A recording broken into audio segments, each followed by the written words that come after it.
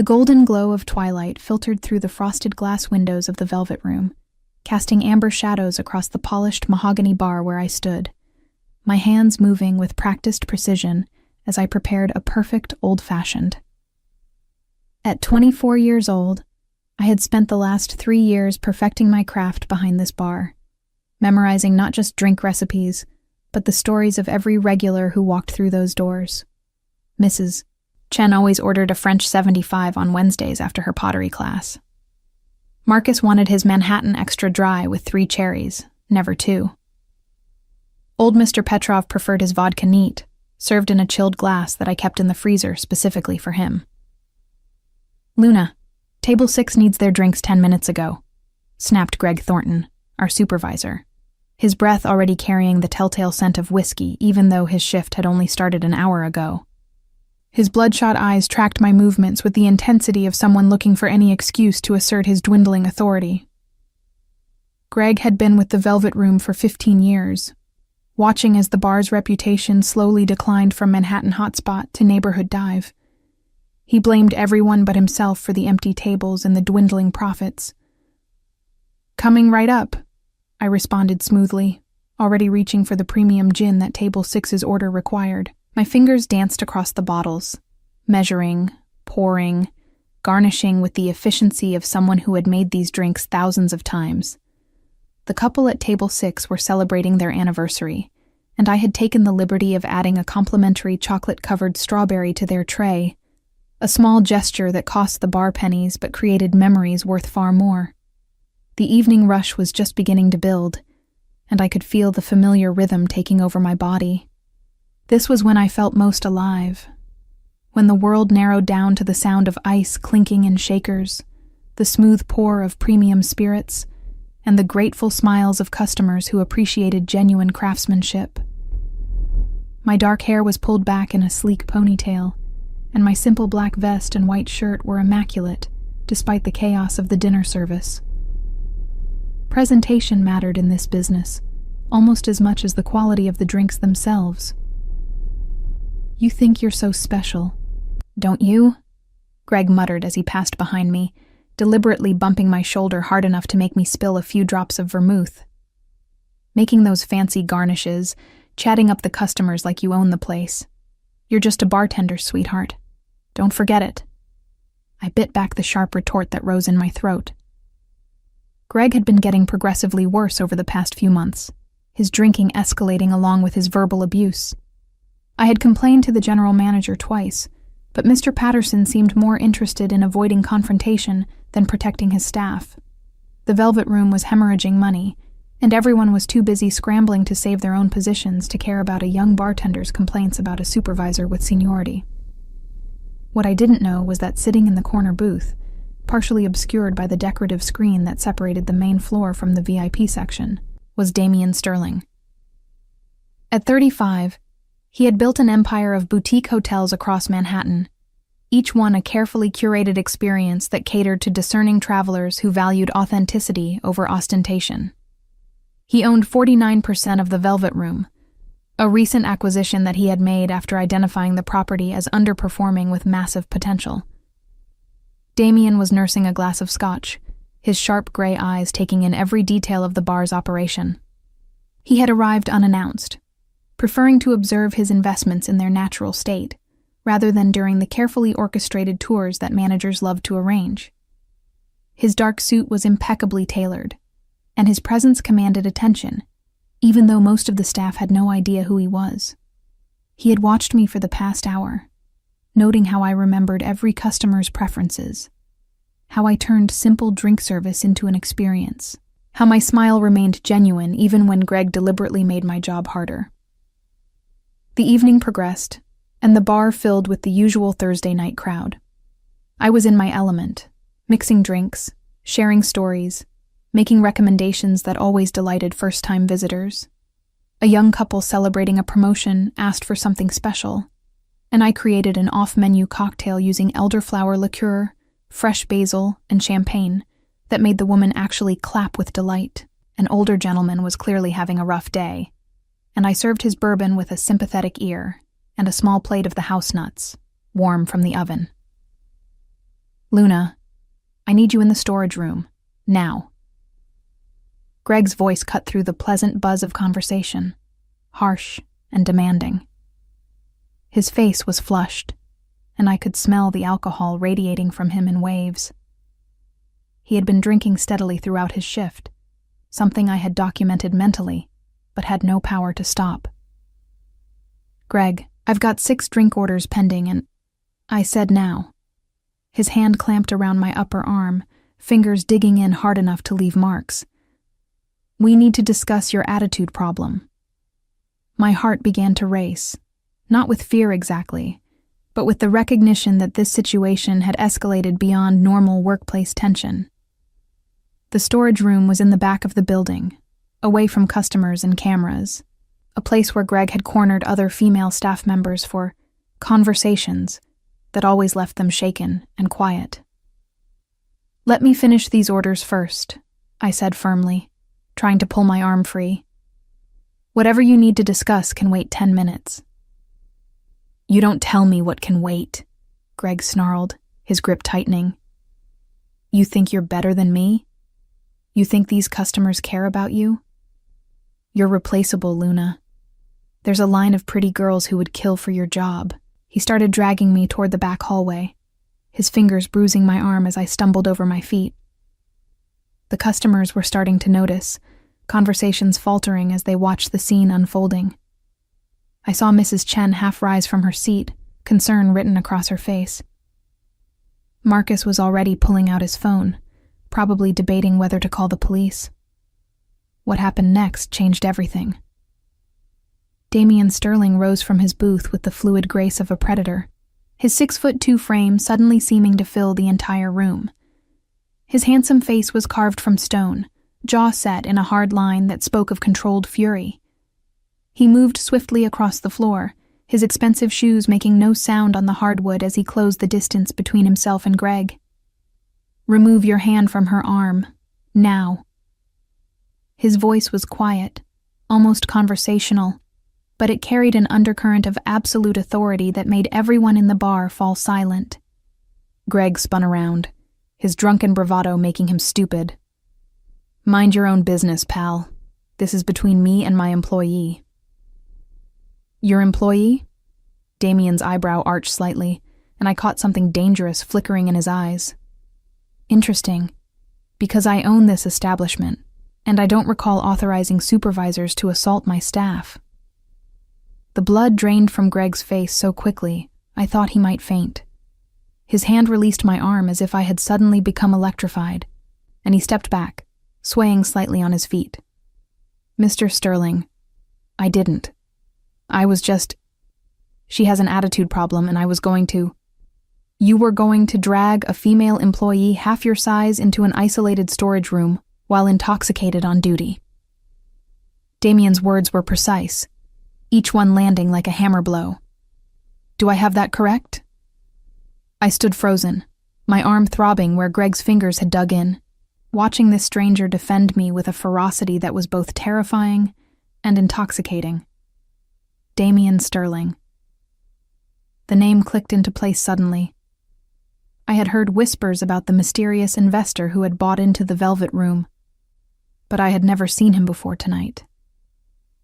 It wasn't like that, Greg stammered, his earlier aggression evaporating like morning mist. Luna and I were just going to have a conversation about her performance. Her performance? Damian turned to survey the bar, his gaze taking in the customers watching with rapt attention. I've been sitting here for 90 minutes. In that time, I've watched her serve 43 drinks, every single one perfect. She remembered 17 different customer preferences without consulting notes. She created a custom cocktail that had a customer literally applaud. She increased the check average at her station by 38% compared to the other bartender on duty. And she did all of this while you made her job progressively more difficult with your drinking and your harassment. The precision of his observations left me breathless. He had been counting. He had been watching not just me, but tracking metrics, analyzing performance, seeing everything with those sharp investor's eyes that missed nothing. Greg opened his mouth, closed it, opened it again. No words came out. He looked like a fish gasping on dry land, desperate and pathetic. "You're fired," Damien said simply. "Collect your personal items under supervision and leave the premises immediately. You'll receive your final paycheck minus any damages. If you contest this decision or speak negatively about this establishment or any of its employees, I will personally ensure that you never work in hospitality in this city again. Am I clear?" "You can't just," Greg started, but the look Damien gave him could have frozen hell itself. "I can, and I have. Leave. Now." Greg slunk toward the back office, his shoulders hunched in defeat. The entire bar remained silent, watching him go. Then, slowly, applause started from table 6, spreading across the room until everyone was clapping. Some customers were even standing, and I felt tears prick the corners of my eyes. Damien turned to me then, his expression softening slightly, though his eyes still held that razor-sharp intelligence that seemed to dissect everything it touched. "Luna Mitchell, correct? I've been reviewing the financials for the Velvet Room. This bar has been losing money for 18 months straight. Do you know why?" I swallowed hard, acutely aware that every eye in the bar was still on us, though the regular din of conversation was slowly resuming. My arm throbbed where Greg had grabbed me, but I ignored it, focusing instead on the man standing before me. Damien Sterling radiated an aura of controlled power that was utterly different from Greg's bullying aggression. This was authority earned through competence, not demanded through fear. "Poor management," I said quietly, but with conviction. Greg scheduled the wrong staff during peak hours, refused to update the cocktail menu despite customer requests, and bought cheap liquor while charging premium prices. The regulars noticed. They started going elsewhere. Damien's lips curved into something that might have been a smile, though it didn't quite reach his eyes. "Exactly. I've been trying to understand why a bar in this location, with this building's history and potential, was bleeding money. Tonight, I got my answer. The problem wasn't the concept or the location. It was leadership." He gestured to the bar where 6 drink orders still waited to be completed. "Finish your orders, then meet me in the office in 30 minutes. We need to talk about your future here." My heart stuttered in my chest. "My future?" "Consider it a job interview," he said, and this time the smile reached his eyes, transforming his stern face into something almost warm. "Though based on tonight's performance, it's more of a formality." He walked away before I could respond, moving through the crowd with the easy confidence of someone who owned half of Manhattan. Customers parted for him instinctively, and I noticed several women watching his departure with appreciative glances. Damien Sterling was handsome, in a way that was almost unfair, all sharp cheekbones and broad shoulders, with silver threading through his dark hair that only added to his distinguished appearance. I returned to the bar in a daze, my hands moving on autopilot as I completed the pending orders. The other bartender, Jamie, sidled up to me with wide eyes. "Holy shit, Luna. Do you know who that was? Damien Sterling owns like half the boutique hotels in Manhattan. He's worth millions, and he just fired Greg for you."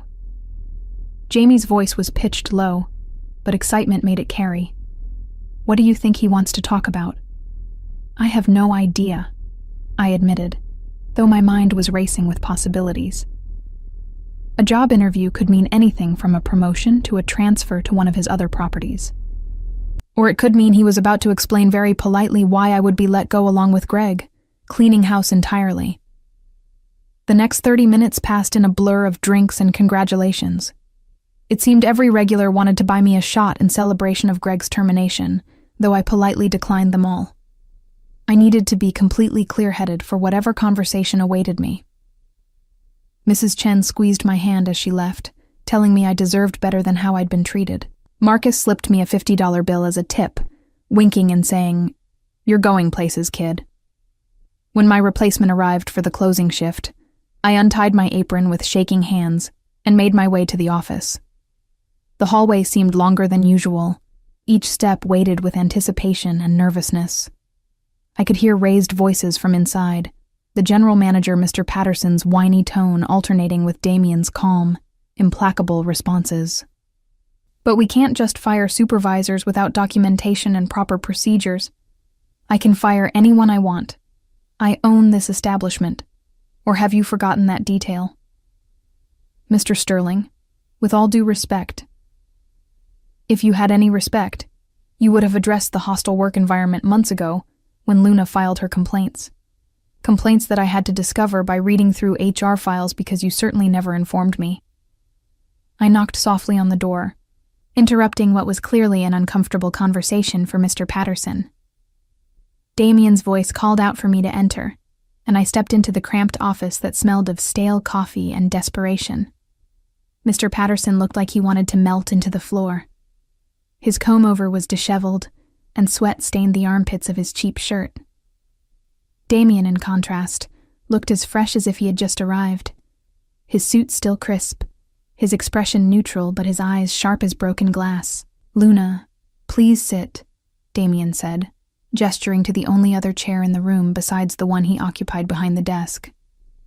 Mr. Patterson remained standing, looking like he desperately wanted to escape, but didn't dare leave without permission. I sat, folding my hands in my lap to keep them from shaking. This close to Damien, I could smell his cologne. Something expensive and subtle with notes of cedar and bergamot. It was the kind of scent that whispered wealth rather than shouting it. "I've been conducting an analysis of all my hospitality investments," Damien began, his gray eyes locked on mine with unsettling intensity. "The Velvet Room has the worst performance metrics of any property in my portfolio. But tonight, I witnessed something interesting. I watched you turn every customer interaction into a positive experience. I saw you upsell without being pushy, create customer loyalty through genuine service, and maintain professionalism under hostile working conditions." He pulled out a tablet and turned it to show me a spreadsheet covered in numbers and graphs. "Your section generated 43% more revenue than any other bartender on staff, and customer satisfaction scores are significantly higher during your shifts. You have a gift, Luna. The question is whether you're interested in using it beyond this bar." "What exactly are you offering?" I asked, proud that my voice remained steady despite the racing of my heart. "I'm opening a new hotel in 3 months, the Sterling Grand, Upper East Side. It's going to be the flagship of my collection, targeting ultra-high-net-worth clients who value discretion and exceptional service.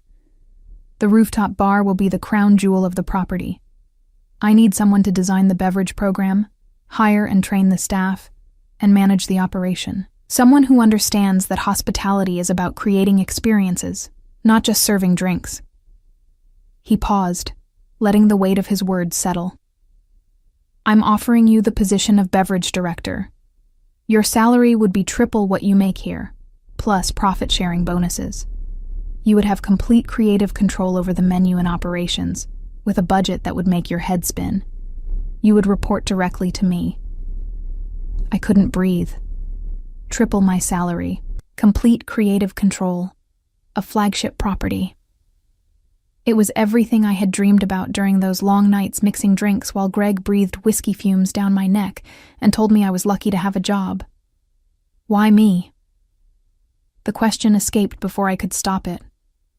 "You must have access to experienced beverage directors, people with impressive resumes and industry connections." Damien leaned back in his chair, steepling his fingers under his chin. "I've hired plenty of people with impressive resumes. What I've learned is that credentials don't equal competence. You have something that can't be taught in hospitality school. You genuinely care about the customer experience. You notice details. You remember that Mr. Chen drinks French 75s on Wednesdays, and that Marcus wants 3 cherries, not 2. That attention to individual preference, that dedication to craft, that's what creates legendary establishments. I don't have formal training," I warned, even as part of me screamed to accept immediately before he changed his mind. "I learned everything on the job." "Some of the best talents in this business are self-taught," Damien countered. "What you lack in formal training, you make up for in instinct and work ethic. I'm not looking for someone who can regurgitate textbook theory. I'm looking for someone who can create an experience that makes guests return again and again." Someone who can turn a hotel bar into a destination. Mr. Patterson made a strangled noise from his position by the door. Mr. Sterling, Luna is under contract here for another 6 months. We can't just... Her contract included provisions about a safe working environment, Damien said coldly, not even bothering to look at the general manager. Given tonight's events and the documented complaints that were ignored, I'm confident any judge would agree that contract is null and void. But to avoid legal complications, I'll buy out the remainder of her contract. Consider it a severance payment for the hostile environment she endured under your management. He returned his attention to me. I need an answer, Luna. I don't make offers like this frequently, and I don't keep them open indefinitely. Are you ready to step into a larger role? Are you ready to prove that you're more than just a talented bartender? Time seemed to slow down. I thought about the last 3 years of my life. The bruises on my arm from Greg's grip. The countless times I had bitten my tongue to keep my job. I thought about my tiny studio apartment in Queens. The student loans that seemed to grow faster than I could pay them. The dreams I had buried under layers of practical survival. Yes, I said firmly. I accept. Damien's smile was genuine this time, and it transformed his entire face. Excellent. You start Monday. We'll spend the first month planning the beverage program together. I've cleared my schedule for strategy sessions twice a week. Bring your ideas, Luna. All of them. I want this bar to be unlike anything Manhattan has ever seen. He stood and extended his hand. I rose and shook it, his grip firm and warm. Welcome to Sterling Hotels. I think this is the beginning of a very productive partnership. As I left the office, walking past a stunned Mr. Patterson, I felt like I was floating. The bar had emptied except for the closing staff, but Jamie rushed over immediately. Well, what happened? Are you fired? Are you getting promoted? I'm leaving, I said, and even I could hear the wonder in my voice. I'm going to be the beverage director for Damien Sterling's new flagship hotel. Jamie's jaw literally dropped. You're kidding. Luna, that's incredible. When do you start? Monday. The next 3 months passed in a whirlwind of activity that left me exhilarated and exhausted in equal measure. True to his word, Damien cleared his schedule for our twice-weekly strategy sessions, which always took place in his sleek office overlooking Central Park. The space was a study in understated luxury, all clean lines and expensive materials, with walls covered in architectural renderings of his various properties. Our first meeting was slightly awkward. I arrived in my best professional outfit, a navy dress that I had bought specifically for the occasion, carrying a leather portfolio filled with ideas I had been scribbling down for years. Damien was on a phone call when I arrived, speaking rapid-fire Italian to someone about construction delays at one of his Rome properties. He gestured for me to sit, and I tried not to stare at how effortlessly he switched between languages, his voice taking on different cadences and rhythms. When he finished the call, he turned his full attention to me, and I was once again struck by the intensity of his focus.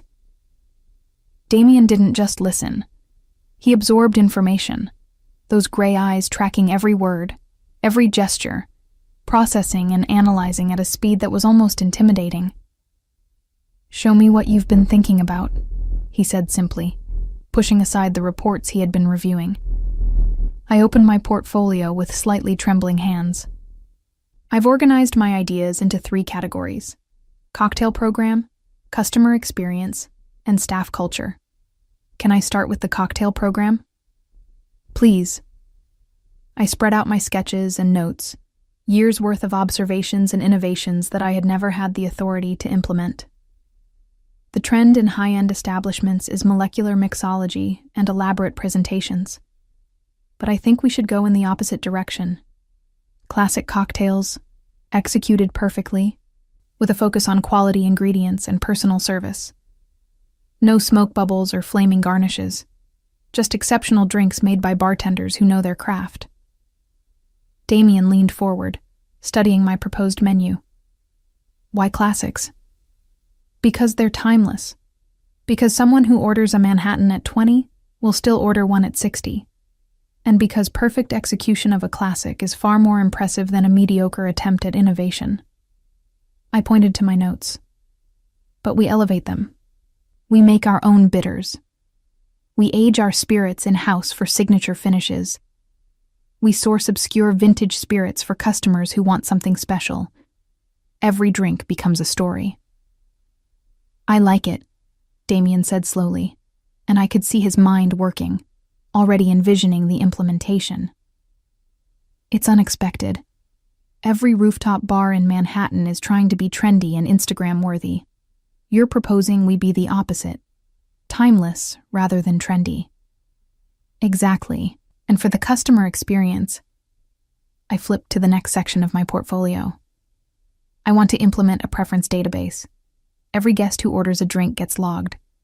Their preferences, their stories, their celebrations. So when Mrs. Chen visits us for the second time, we already know she drinks French 75s. We remember her anniversary. We treat regulars like family and first-timers like they're about to become regulars. Damien was nodding now, his fingers drumming thoughtfully on the desk. That requires significant staff training.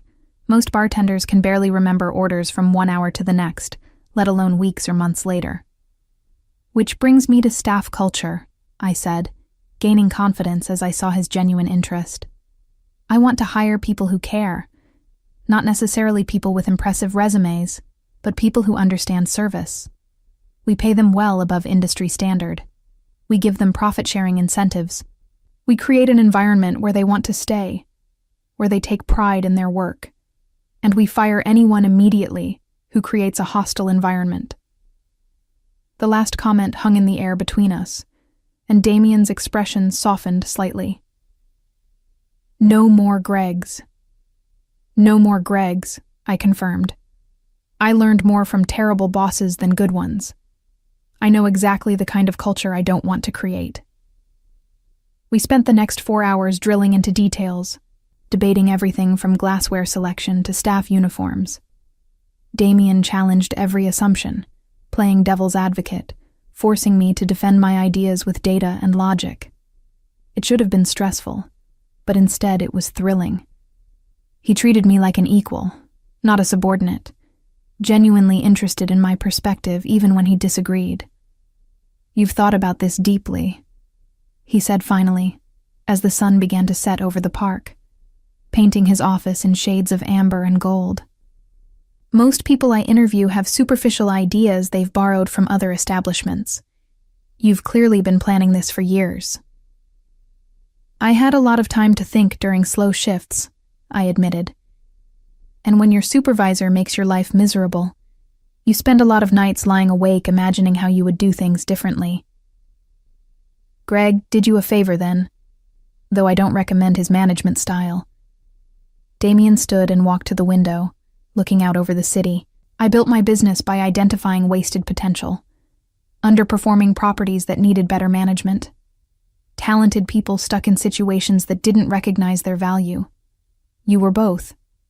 And now you have a chance to prove that my instinct was correct. I won't let you down, I promised. He turned back to me, and there was something in his expression that I couldn't quite read. I know you won't. Same time Thursday? Our strategy sessions fell into a comfortable rhythm. We would meet on Mondays and Thursdays, always in the late afternoon when the light was softest, and Damien's caffeine intake had progressed from espresso to tea. He had a habit of pacing when he was thinking, and I learned to present my ideas while he walked circles around his office, occasionally stopping to stare out the window or scribble notes on the whiteboard he kept on the far wall. I discovered that Damien Sterling was not at all what I had expected. His reputation in the industry was that of a ruthless businessman who fired underperformers without hesitation and drove hard bargains that left his competitors cursing. But in private, he was thoughtful, funny in a dry way that caught me off guard, and genuinely passionate about creating exceptional guest experiences. Why hotels? I asked him one Thursday, emboldened by 3 months of working together. You could invest in anything. Why hospitality? Damien paused in his pacing, considering the question with the seriousness he brought to everything. Because hotels are about moments. People stay in hotels during the most important times of their lives. Weddings, anniversaries, business deals that change their careers, first dates, last vacations. If we do our job right, we become part of their best memories. That matters to me. It was the most personal thing he had shared, and I found myself studying him with new understanding. Beneath the tailored suits and the intimidating competence was someone who genuinely cared about the human element of his business. As we moved into the final weeks before the Sterling Grande's opening, our meetings became more frequent and extended later into the evening. We would order dinner from the restaurant on the ground floor of his building, eating Thai food or Italian at the conference table, while reviewing staff applications and discussing training protocols. "You're going to be great at this," Damien said one night, watching me organize candidate files into different stacks. "You have an eye for people. You can spot the ones who genuinely care versus the ones who are just going through the motions." "I learned from watching you," I admitted. "The way you interviewed candidates for the hotel manager position. You didn't ask about their experience or credentials first. You asked them about the best guest experience they had ever witnessed and why it was memorable. The ones who told specific stories with genuine emotion, those were the ones you called back." "You were paying attention." He sounded pleased. "Most people just want to know the decision, not understand the process." "I want to understand everything," I said honestly. "This is the biggest opportunity of my life. I'm not going to waste it." Damien set down his pen and looked at me directly, his gray eyes serious. "Luna, can I ask you something personal?" My heart rate kicked up slightly. In all our meetings, we had maintained a strictly professional relationship. Friendly, yes, but with clear boundaries. "Of course." "Why were you still working at the Velvet Room? With your talent, you could have applied to any of the top establishments in the city. Why stay somewhere that didn't value you?" I took a breath, considering how much to share. "Fear, mostly. I grew up in foster care. Never had stability. Never had anyone believing in me. When I got the job at the Velvet Room, it felt like the first real thing I had achieved on my own. I was terrified that if I reached for more, I would fall and have nothing. Better to be undervalued than unemployed." The silence that followed was heavy with understanding. Damien nodded slowly. "I get that, more than you might think. I grew up in a trailer park in Ohio. My father gambled away every dollar we had. I learned early that the only person who would invest in my future was me. So I worked 3 jobs through college, slept 4 hours a night, and made every sacrifice necessary to get out. Fear of falling back to where I started drove every decision I made for years." I stared at him, this man in his $1,000 suit, working from an office that probably cost more than some people's houses. I never would have guessed. That's the point. We create the image we want the world to see. But underneath, we're all still those scared kids trying to prove we deserve to be here. He smiled, but it was tinged with old pain. The difference is recognizing when fear is protecting you versus when it's holding you back.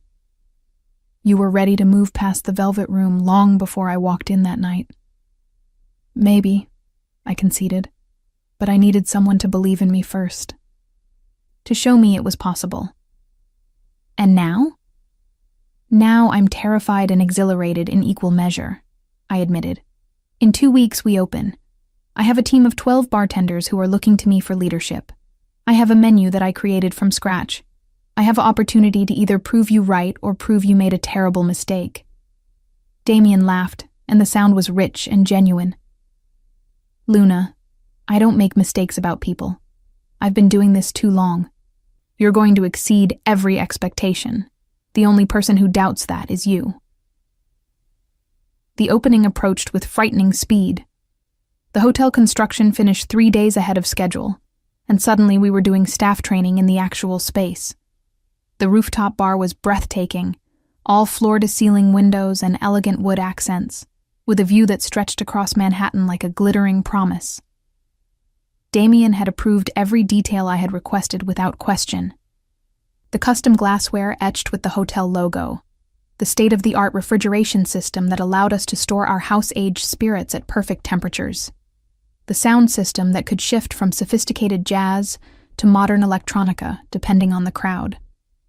He had given me a budget that made my head spin and then told me to spend whatever was necessary to make the vision perfect.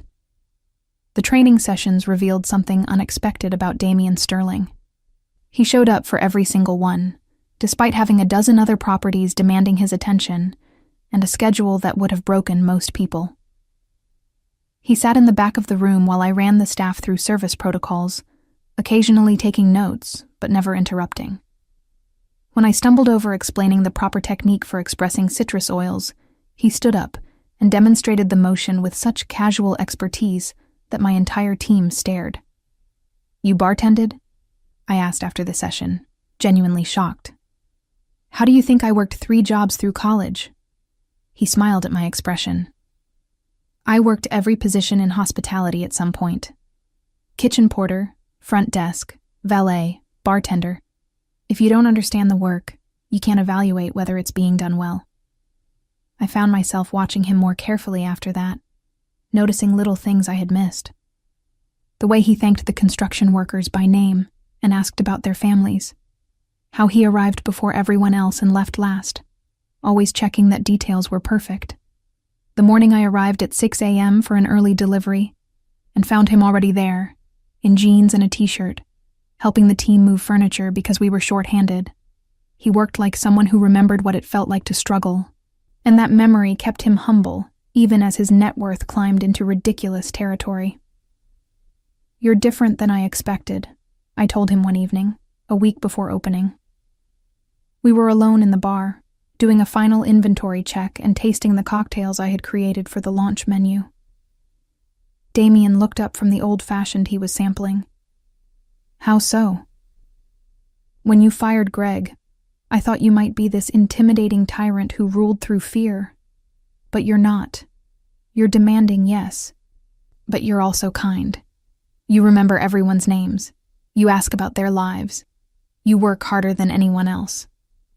I'm only a tyrant when people waste my time or treat others poorly," he said, setting down his glass. "Life's too short to work with assholes or tolerate mediocrity.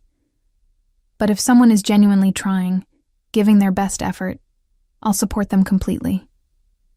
You've given me your best effort every single day since you started. Why would I be anything but supportive? Most bosses aren't like that. Most bosses are insecure. They see talented employees as threats rather than assets. I see them as investments that pay dividends." He gestured to the bar around us. "Everything you've created here is going to elevate this hotel's reputation. Your success is my success. Only an idiot would interfere with that." The Manhattan I had mixed for him was perfect, if I did say so myself. 3 ounces of rye aged in our custom barrels, sweet vermouth, bitters, served up with a perfect brandied cherry. Damien took a sip and closed his eyes, and I felt an unexpected flutter in my chest at his expression of pure pleasure. "This is exceptional," he said quietly. "This is exactly what I hoped we would create." "We make a good team," I ventured, the late hour and the intimacy of the empty bar making me brave. "We do." His eyes met mine, and for a moment something electric passed between us. Then he cleared his throat and checked his watch. "It's getting late. You should go home and get some rest. Big week ahead." I wanted to stay. I wanted to ask what that look meant, whether he felt the connection that had been building between us during months of close collaboration. But he was right. We had a massive week ahead, and professionalism needed to be maintained. The Sterling Grande's opening was everything I had dreamed and more. The press coverage was extraordinary, with features in the New York Times, Forbes, and Architectural Digest. Food and beverage bloggers descended on us, documenting every detail, and the reviews were unanimous in their praise. One critic wrote, "The rooftop bar at Sterling Grande represents a return to timeless elegance in an industry obsessed with fleeting trends." Beverage director Luna Mitchell has created something truly special, a space where every drink is crafted with care, and every guest is treated like a cherished regular. We were fully booked for the first month within 3 days of opening. Celebrities started requesting our VIP section. A Silicon Valley billionaire tried to buy out the entire bar for his birthday, and was politely refused because we didn't do exclusive events.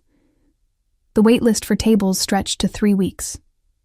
Damien watched it all with quiet satisfaction, standing at the edge of the bar during our busiest nights, observing the operation with those analytical eyes. He never interfered, never second-guessed my decisions, but his presence was a constant reassurance. When a difficult customer complained about the price of our vintage spirits, Damien materialized at my side and calmly explained the provenance and rarity of each bottle until the customer not only apologized, but ordered the most expensive pour on the menu. "How do you do that?" I asked afterward. "Make people feel simultaneously chastised and charmed?" "I treat them like intelligent adults who temporarily forgot their manners," he said with a shrug. "Most people respond well to being given dignity rather than being made to feel stupid." Our post-shift debriefs became a ritual. After the bar closed and my team finished cleaning, Damien and I would sit at a corner table and review the night's service. What worked, what could be improved, which staff members were excelling, and which needed additional training. These sessions often stretched into the early morning hours, fueled by espresso and the kind of easy conversation that comes from mutual respect and shared ambition. "You need to go home sometime," I told him one night after he yawned for the 3rd time. It was 2 a.m., and we were reviewing the quarterly projections he had brought. "I could say the same to you," he countered. "You're here every night until closing. You're going to burn out." "This is my dream," I said simply. "I'll rest when I'm dead." "Luna." His voice was suddenly serious. "I'm going to tell you something that took me too long to learn. Success means nothing if you destroy yourself achieving it. I spent my 20s and early 30s working myself into exhaustion, telling myself that rest was for people who didn't want success badly enough. Then I had a minor heart attack at 33 and realized that being successful and dead is just being dead." I stared at him, shocked. "You had a heart attack?" "Stress-induced. Nothing permanent, thank God. But it was a wake-up call." He rubbed his chest absently as if remembering. "I'm not saying don't work hard. I'm saying learn when to step back. Trust your team. Take a day off occasionally. The bar will survive without you for a few hours." "Did you take your own advice?" I challenged. He laughed. "Eventually, with significant prodding from my doctor and my therapist. But I'm serious, Luna. You've built something incredible here. Don't sacrifice your health maintaining it. That's an order from your boss." "Is that what you are?" I asked quietly. "My boss?" Something shifted in his expression. "What else would I be?" The question hung between us, weighted with all the unspoken tension that had been building for months. We were alone in the bar, the city lights twinkling through the floor-to-ceiling windows, and suddenly I was acutely aware of how close we were sitting. "Damien," I started, not sure what I was going to say. His phone rang, shattering the moment. He glanced at the screen and swore softly. "I have to take this. Tokyo property. They're 8 hours ahead." He stood, putting professional distance between us. "Go home, Luna. Get some sleep. We'll talk tomorrow." I watched him walk away, phone already to his ear, his voice shifting into the calm authority he used for crisis management. The moment had passed, and I wasn't sure if I was relieved or disappointed. The next few weeks fell into a new rhythm. The bar's success continued to grow, but Damien and I maintained careful professional boundaries. He still attended our debriefs, but ended them earlier, always finding a reason to leave before the conversation could drift into personal territory. I told myself it was for the best. Workplace romances were complicated, and I couldn't afford to jeopardize everything I had built. Then came the night that changed everything. It was a Tuesday, typically our slowest night, and I had sent most of my staff home early. I was doing the final cash out when I heard shouting from the entrance. Greg Thornton had somehow made it past security, and he was drunk, angry, and looking for me. "You ruined my life," he screamed, stumbling into the bar. "I can't get hired anywhere because of you. Because of what you said about me." I stood frozen behind the bar, my hand instinctively reaching for the phone to call security. "Greg, you need to leave. You're trespassing. I'm not going anywhere until you tell Sterling the truth. Tell him you lied about me, that I never did anything wrong. Tell him." Greg advanced on the bar, and I could smell the alcohol radiating from him. "I didn't lie. You assaulted me. Multiple witnesses saw it." "I barely touched you. You're just some oversensitive little—" He grabbed a bottle from the bar and smashed it against the counter, sending glass flying everywhere. "You want to play victim? I'll give you something real to cry about." I backed away, my heart pounding, looking for an escape route.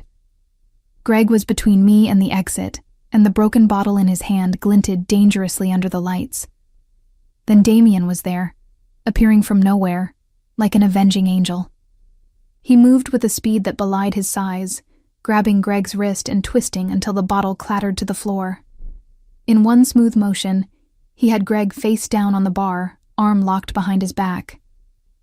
"Security is on their way," Damien said, his voice deadly calm despite the fury in his eyes.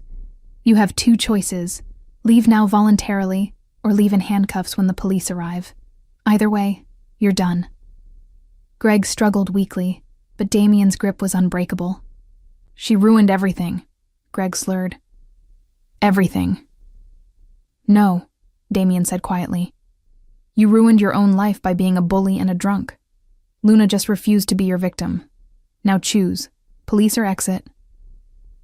"Exit," Greg mumbled, all the fight draining out of him. Damien released him, and security personnel materialized to escort Greg out of the building. I was shaking, adrenaline flooding my system now that the danger had passed. Damien turned to me immediately, his stern expression transforming into concern. "Are you hurt? Did any of the glass hit you?" I shook my head, not trusting my voice. My hands were trembling so badly I had to clasp them together to keep them still. The reality of what had almost happened was crashing over me in waves, and suddenly I couldn't catch my breath. Hey, it's okay. You're safe now." Damien was around the bar in seconds, his hands gentle on my shoulders. "Luna, look at me. Deep breaths, in through your nose, out through your mouth. That's it. Just breathe." I focused on his voice, using it as an anchor to pull myself back from the edge of panic. His hands were warm and steady, grounding me in the present moment. Gradually my breathing slowed, the shaking subsided, and I became aware that I was gripping his arms hard enough to leave marks. "I'm sorry," I whispered. "I don't know why I'm reacting like this." He didn't even touch me. "You're experiencing an adrenaline crash after a threatening situation. It's completely normal." Damien's thumb brushed across my shoulder in a gentle, soothing motion. "And you have nothing to apologize for. That man terrorized you for years, and tonight he came back to finish what he started. Your reaction is completely justified." "How did you know to come up here?" I asked. The bar was supposed to be closed. I was downstairs reviewing the restaurant's quarterly reports. I heard the commotion and came to investigate. His jaw tightened. "I should have had better security protocols. He should never have made it past the lobby. It's not your fault. I'm responsible for the safety of everyone in this building. That includes you. Especially you." The last two words came out softer, more personal, and when I looked up at him, his gray eyes were filled with an emotion that made my heart stutter. Especially me, I echoed. Damien's hands were still on my shoulders, and I could feel the tension in his body, like he was holding himself back from something. Luna, we need to talk. Not as employer and employee, as two people who have been circling around something for months and pretending it doesn't exist. My breath caught. Damien. I tried to maintain professional boundaries. I told myself that anything beyond our working relationship would be inappropriate, that I was your boss, and any romantic involvement would create complications. But Luna, I think about you constantly. Not just about the bar or your performance. About your laugh, the way you bite your lip when you're concentrating, how your whole face lights up when a customer tells you they love their drink. I can't stop thinking about you, and I'm tired of pretending otherwise. The world seemed to narrow down to the two of us, standing in the empty bar with broken glass at our feet, and my heart pounding so hard I was sure he could hear it. I think about you too, I admitted quietly. I tell myself all the same things. That it would be complicated, that I could jeopardize my career, that I should focus on proving myself professionally before considering anything personal. But then you walk into a room, and I forget all the logical reasons why this is a bad idea. Is it a bad idea? Damien asked, his voice rough. Because from where I'm standing, two intelligent adults who respect each other, share similar values, and happen to have undeniable chemistry, that seems like the opposite of a bad idea. What about work? The bar? What happens if we try this and it doesn't work out? He finished my thought. Then we handle it like adults.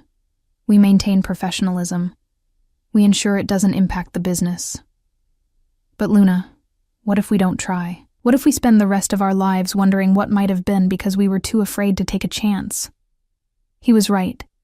I had spent too much of my life playing it safe, choosing security over possibility, and look where it had gotten me before Damien walked into the velvet room that fateful night. I had been stuck, stagnant, accepting mistreatment, because I was too scared to reach for something better. I'm not afraid, I said, and realized it was true. Not anymore, not with you. Damien's smile was brilliant, transforming his normally serious face into something joyful and youthful. Good. Because I want to take you to dinner. A real dinner. Not takeout in my office while we discuss beverage inventory. I want to learn about you. Not your drink recipes or your management philosophy. You, Luna Mitchell, the woman behind the bartender. I'd like that, I said, and found myself smiling back at him. How about tomorrow? I know a small Italian place in the village. Very private, incredible food, and the owner owes me a favor so we can have the back room to ourselves. That sounds perfect. Damien's hands moved from my shoulders to gently cup my face, his thumbs brushing across my cheekbones. I'm going to kiss you now. If that's not okay, tell me. Instead of answering with words, I rose on my toes and closed the distance between us. The kiss was gentle at first, tentative, like we were both testing unfamiliar territory. Then Damien's arms wrapped around my waist, pulling me closer, and the kiss deepened into something that made my knees weak and my pulse race. When we finally pulled apart, both breathing hard, Damien rested his forehead against mine. I've wanted to do that for months. Why did you wait so long? I asked. Because I needed to be sure. Sure that what I was feeling wasn't just physical attraction or the thrill of a successful business venture. Sure that you felt the same way. Sure that I could offer you something real, not just a workplace fling that would complicate everything. He pulled back slightly to look at me directly. I don't do casual, Luna. If we're doing this, I'm all in. I want to see where this goes. No games, no ambiguity. I want you, and I want everyone to know it. Won't that create problems with the staff? With your business partners? The staff will adjust. They respect you, and they'll respect us maintaining professionalism at work. As for my business partners, they can deal with it. I'm 35 years old.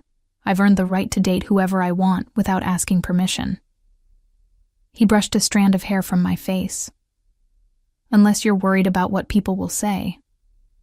I thought about it honestly. I'd be lying if I said the optics don't concern me.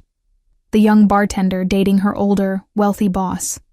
Some people will assume I slept my way into this position, that I don't deserve my success. And what do you say to those people? I say they can look at my work and draw their own conclusions. I earned this position before we ever kissed, and anyone who can't see that isn't worth worrying about.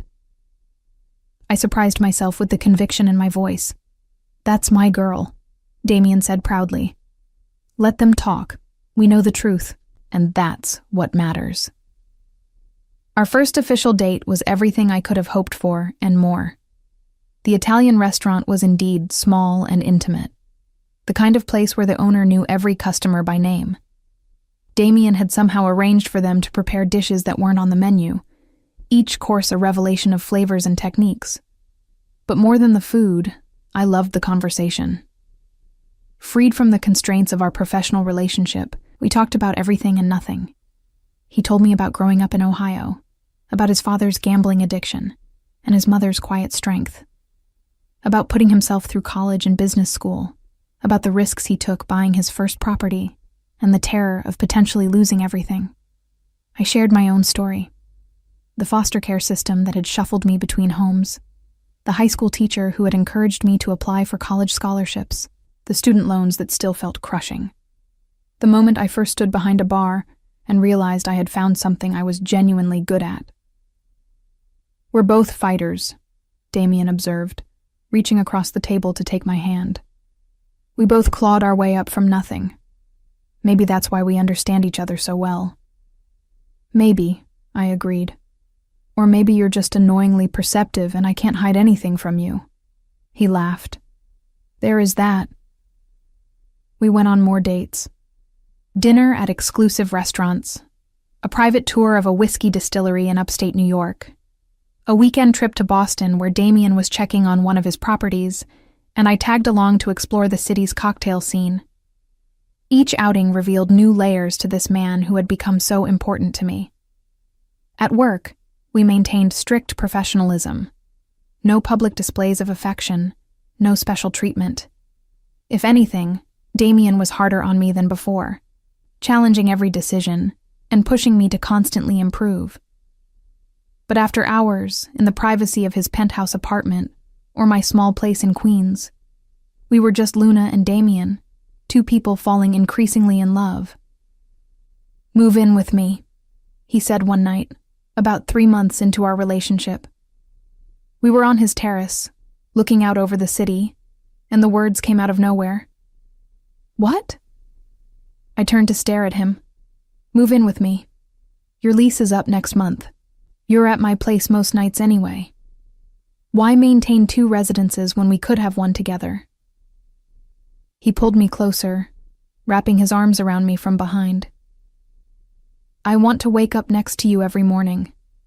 I want to share breakfast and debate the news. I want to build a life with you, Luna. Not just a relationship, but a real partnership in every sense of the word.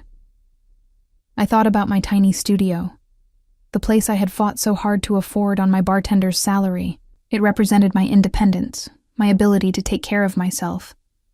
But Damien represented something else, the possibility of shared joy, of building something together that was greater than either of us alone. Yes, I said, and felt the rightness of the decision settle in my bones. Yes, I'll move in with you. His joy was palpable.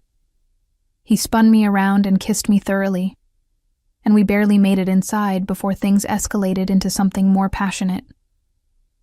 Later, lying in his bed with the city lights filtering through the windows, I felt a contentment I had never experienced before. The next 6 months were a blur of professional success and personal happiness. The Sterling Grande's rooftop bar continued to receive accolades, cementing my reputation as one of the rising stars in Manhattan's beverage scene. I was profiled in industry magazines, invited to speak at conferences, approached by competitors trying to poach me with increasingly ridiculous offers. Someone offered me a $100,000 signing bonus to jump ship, I told Damien one evening, more amused than tempted. What did you tell them? He asked, not looking up from the financial reports he was reviewing.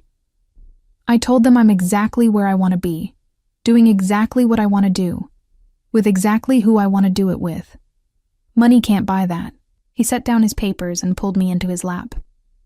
I love you. It was the first time he had said it, and the words hung in the air between us, momentous and perfect.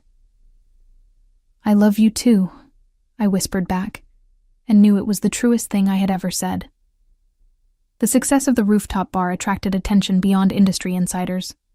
We started hosting events for A-list celebrities, powerful politicians, and business titans who valued discretion and exceptional service. Every night brought new challenges and opportunities, and I thrived on the constant evolution of the operation. But the most satisfying moment came 8 months after we opened. I was reviewing inventory in the storage room when one of my bartenders knocked hesitantly on the door.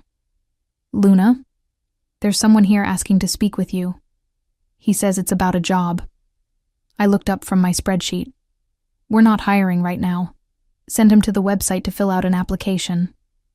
He's insistent. Says he knows you. His name is Greg Thornton. My blood ran cold. Greg. After the incident where he had broken into the bar drunk and threatening, Damien had gotten a restraining order. Greg wasn't supposed to be anywhere near the property. Call security immediately, I said, standing up. I'll handle this. When I emerged from the storage room, I found Greg standing at the entrance to the bar, looking drastically different from the last time I had seen him. He had lost weight, his clothes hung loosely on his frame, and his face was gaunt. But more striking was his demeanor. The aggressive swagger was gone, replaced by something that looked like genuine humility. Luna, he said quietly as I approached, 2 security guards flanking him. Please, just give me 5 minutes. Then I'll go, and I won't bother you again. I promise. Every instinct screamed at me to have him removed immediately, but something in his eyes made me pause. This wasn't the drunk, angry man who had terrorized me for years. This was someone who had hit rock bottom and was crawling his way back up. You have 3 minutes, I said coldly, and security stays right here. Fair enough. Greg took a deep breath. I'm here to apologize, not to ask for anything, not to make excuses. Just to apologize. What I did to you at the Velvet Room was wrong. All of it. The verbal abuse, the way I grabbed you, showing up here drunk and threatening. I was a terrible boss and a worse person. You were, I agreed, giving him nothing. I've been in treatment. Alcohol rehab, anger management, therapy, the works. And part of my recovery is making amends to the people I hurt. You were at the top of that list. His voice cracked slightly. I can't get hired anywhere in hospitality now. My reputation is destroyed, and that's my own fault. I'm working as a dishwasher at a diner in New Jersey, trying to rebuild from nothing. But I needed you to know that I'm genuinely sorry. You deserved better. You deserved to work in an environment where your talent was recognized and nurtured, not one where you were constantly diminished. I studied him carefully, looking for signs of manipulation or insincerity, but all I saw was exhaustion and genuine regret. I appreciate the apology, I said finally, and I'm glad you're getting help. But you need to understand that what you did caused real damage. I have bruises from where you grabbed me. I had panic attacks for weeks after you broke in here. Your actions had consequences beyond just ruining your own career. I know, Greg said miserably. And I'm not asking for forgiveness. I don't deserve it. I just wanted you to know that I understand what I did was wrong, and I'm trying to be better. Damien appeared then, materializing at my side with the protective instinct that still surprised me sometimes.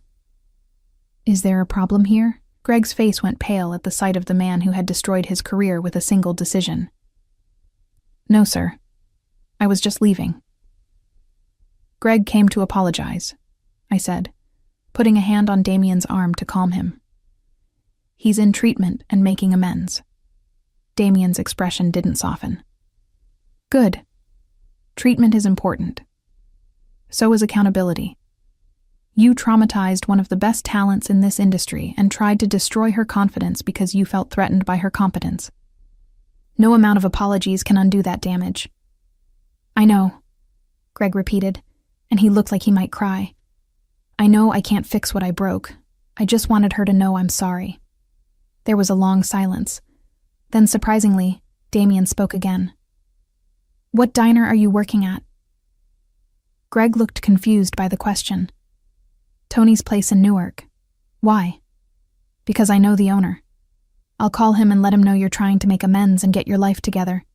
If you continue to stay sober and work hard, maybe in a year or two, when you've proven you've changed, we can talk about a position in one of my properties. Not in management, he added quickly. Never in management. But dishwashing is honest work, and everyone deserves a second chance if they're genuinely committed to change. I stared at Damien in shock. Greg looked like he might faint. I don't deserve that, Greg stammered. No, you don't, Damien agreed bluntly. But Luna believes in giving people opportunities to grow. And if she can see past what you did to her, then I can extend a conditional olive branch.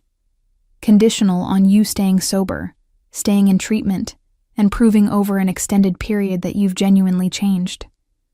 The moment you slip back into old behaviors, you're done. Understood? Yes, sir. Thank you, sir. Thank you both. Greg's voice was thick with emotion. I won't let you down. You already let us down once, I said firmly. The question is whether you can do better going forward. Time will tell. After Greg left, escorted out by security, I turned to Damien. That was generous. More generous than he deserved. I learned a long time ago that holding grudges only hurts the person doing the holding, Damien said, pulling me close. Greg destroyed his own life through his actions. We didn't need to pile on. And if there's a chance he's genuinely changed, helping him rebuild doesn't cost us anything. Besides, you taught me that everyone deserves a shot at redemption. You got one when I walked into the Velvet Room that night. Why shouldn't he? I kissed him then, right there in the bar with staff and customers watching, not caring about professionalism or appearances. I love you so much. I love you too. Now, want to help me with something? Always. Damien led me to his office and pulled out a set of architectural plans. I'm acquiring a new property in Brooklyn. Historic building. Amazing bones. Perfect location. I want to convert it into a boutique hotel, and I want you to design the entire beverage program for it. Bar, restaurant, room service, events, the whole package. But this time, you'll also oversee the hiring of the food and beverage director who will manage the day-to-day operations. I stared at the plans, excitement and nervousness warring in my chest. You want me to move beyond just bartending? To design entire F&B programs? You've proven you can do it. The Sterling Grande's bar is the most successful component of the entire hotel. Guests book rooms specifically to have access to your bar. You have a gift for understanding what people want before they know they want it. I'd be stupid not to leverage that across all my properties. He leaned against the desk, watching my reaction. This would be a significant promotion. More responsibility, more money, more creative freedom, but also more pressure. You'd be designing programs, not just executing them. Training directors, not just bartenders. Building something from the ground up and then trusting others to maintain it. I want to do it, I said immediately. It's terrifying, but I want to do it. Good. Because I already bought the building and construction starts in 3 months. He grinned at my expression. I had faith you'd say yes. The next year was the busiest and most fulfilling of my life. I threw myself into designing the Brooklyn Properties food and beverage program, traveling to distilleries and vineyards, consulting with chefs, and developing concepts that pushed the boundaries of traditional hotel hospitality. Damien gave me complete creative freedom, trusting my instincts even when they seemed unconventional. At home, our relationship deepened into something that felt unshakable. We had learned to balance professional partnership with personal intimacy, to support each other's ambitions while making time for the quiet moments that kept us grounded. Sunday mornings became sacred, a time when we deliberately unplugged from work and just enjoyed being together. We would cook elaborate breakfasts, read the newspaper, argue good-naturedly about everything from politics to the best way to make hollandaise. "Marry me," Damien said one Sunday morning, the words casual, but his eyes intense. I looked up from the eggs I was scrambling. "What?" "Marry me. I don't have a ring yet, because I wanted to ask you first before I started shopping. I know it's only been 18 months, but Luna, I've never been more certain of anything. You're my partner in every sense of the word. You challenge me, you inspire me, you make me better. I want to spend the rest of my life building things with you, both professionally and personally. So marry me, make it official. Be my wife." I set down the spatula and walked over to him, my heart so full I thought it might burst. "Yes, obviously yes. Did you really think I'd say anything else?" "I hoped," he admitted, pulling me into his arms. "But with you, I've learned not to take anything for granted. You're independent and strong-willed. I never assume I know what you're thinking. I'm thinking that I want to spend the rest of my life with the man who saw my potential when I was being dragged into a storage room by a drunk supervisor. The man who took a chance on me when I had nothing but determination and big dreams. The man who loves me exactly as I am while also pushing me to become even better. So yes, Damien Sterling, I will absolutely marry you." We got engaged officially a week later, after Damien presented me with a ring that was both elegant and understated, perfectly suited to my style. The diamond was significant but not ostentatious, set in a simple platinum band that wouldn't interfere with my work. He proposed again, properly this time, on the rooftop bar we had built together, with the city sparkling below us and a bottle of 30-year-old bourbon that I had been saving for a special occasion. "I've been saving this bourbon for someone who would appreciate it," I told him as I poured 2 glasses. "Someone who understood that the best things in life are worth waiting for. I didn't know it at the time, but I was waiting for you." "To us," Damien said, raising his glass. "To the bartender who became a beverage director, to the partnership that became a love story, and to the future we're going to build together." "To us," I echoed, and we drank to the promise of everything still to come. The wedding was small and intimate, held on the Sterling Grande's rooftop with only close friends and family. My former co-workers from the Velvet Room came, all of them thrilled to see how far I had risen. Even Greg Thornton sent a card, congratulating us and thanking us again for the second chance that had allowed him to rebuild his life.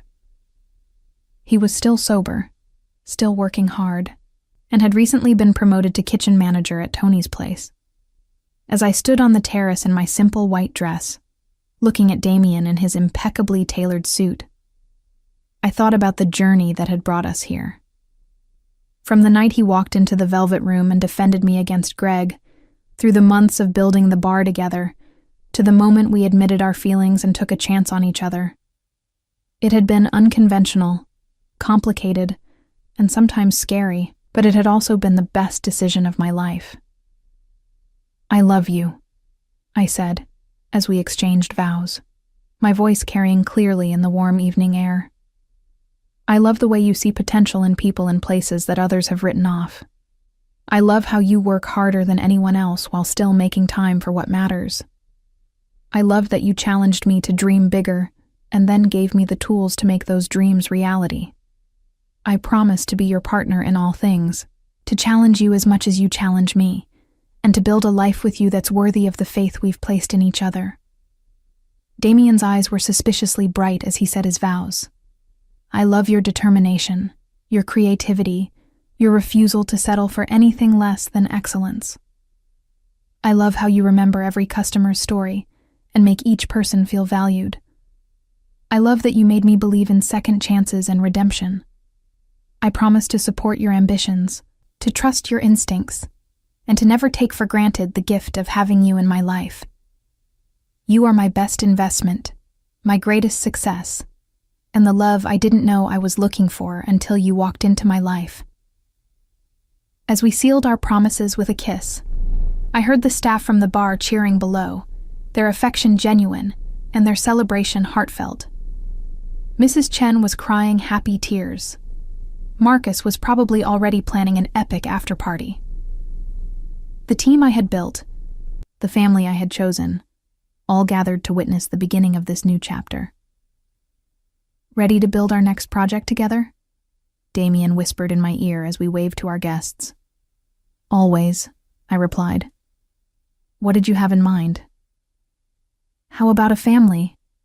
And maybe expanding the hotel empire to include international properties, and continuing to prove that the best partnerships are built on mutual respect and shared dreams." "That sounds perfect," I said, and meant it with every fiber of my being. As the sun set over Manhattan, painting the sky in shades of amber and rose, Damien and I toasted our marriage with the 30-year-old bourbon I had saved for this exact moment. The taste was complex and rich, with notes of caramel and oak and something indefinable that made it extraordinary. Like our story, it had taken time to develop its full potential, but the wait had been worth it. From bartender being dragged into a storage room by an abusive supervisor, to beverage director married to the man who had rescued her and then become her partner in every sense, my journey had been unexpected and transformative. But as I stood on that rooftop, surrounded by love and possibility, I knew that this was only the beginning. Damien and I had built something remarkable together, and we would continue building for years to come. The supervisor who had tried to break me was now washing dishes and working on his redemption. The bar I had created was the talk of Manhattan. And the man who had seen my potential when no one else did was now my husband, my partner, and the love of my life. Sometimes the best stories start in the darkest moments, when someone reaches out a hand and says, "You deserve better than this." And sometimes, if you're brave enough to take that hand and bold enough to believe in yourself, those stories have the happiest endings of all.